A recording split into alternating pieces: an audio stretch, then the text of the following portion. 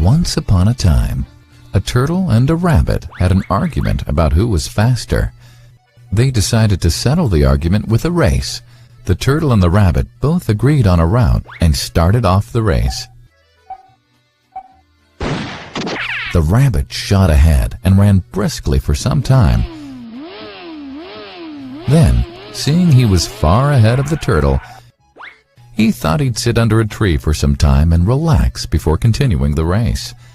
He sat under the tree and soon fell asleep. The turtle, plodding on, overtook him and soon finished the race. Emerging as the undisputed champ, the rabbit woke up and realized that he'd lost the race. The moral of the story is that slow and steady wins the race.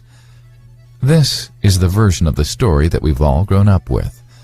But our version of the story continues. The rabbit was disappointed at losing the race, and he did some thinking.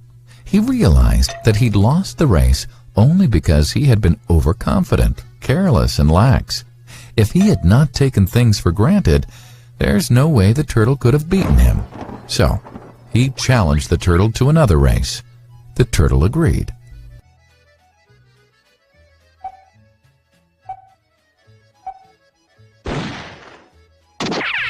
This time, the rabbit went all out and ran without stopping from start to finish.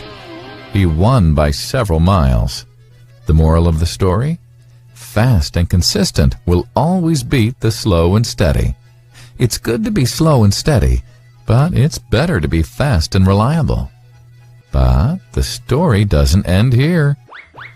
The turtle did some thinking this time and realized that there's no way he can beat the rabbit in a race the way it was currently formatted.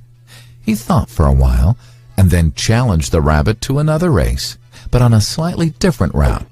The rabbit agreed. The turtle and rabbit started off. In keeping with his self-made commitment to be consistently fast, the rabbit took off and ran at top speed until he came to a broad river. The finishing line was a couple of kilometers on the other side of the river. The rabbit sat there, wondering what to do.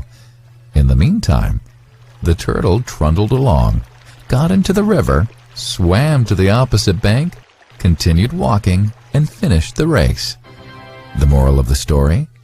First, identify your core competency, and then change the playing field to suit your core competency. The story still hasn't ended. The turtle and rabbit by this time had become pretty good friends, and they did some thinking together. Both realized that the last race could have been run much better.